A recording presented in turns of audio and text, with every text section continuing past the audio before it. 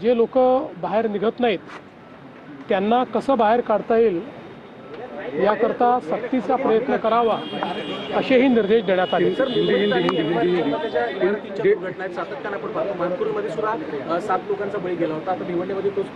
मुळामध्ये जसं मी सांगितलं की C1 कॅटेगरी म्हणजे धोकादायक इमारत म्हणून घोषित झाल्यानंतर तिथनं लोकांना बाहेर आपण काढतो।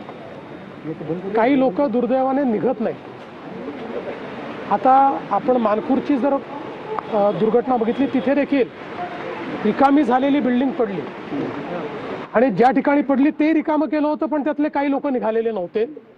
त्यामुळे मला असं वाटतं की जीव अत्यंत महत्त्वाचा आहे।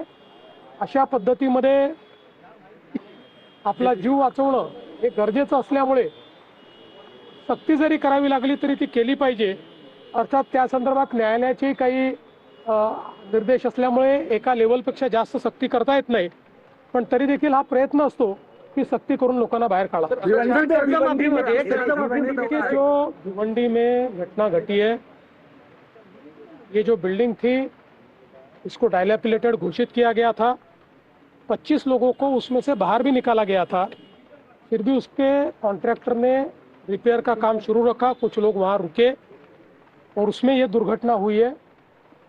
जिन लोगों का मृत्यु हुआ है उनके परिवार के प्रति हमारी संवेदना है।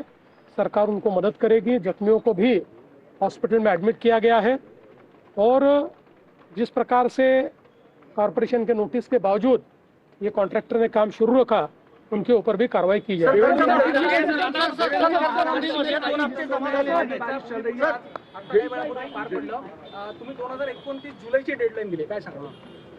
मी SRA ला सांगितलेलं आहे की त्यांनी 4 वर्षात याचं काम पूर्ण करायचं ठरवलं आहे, पण मी त्यांना डेडलाईन दिली आहे की 3 वर्षामध्ये हे काम त्यांनी पूर्ण केलं पाहिजे।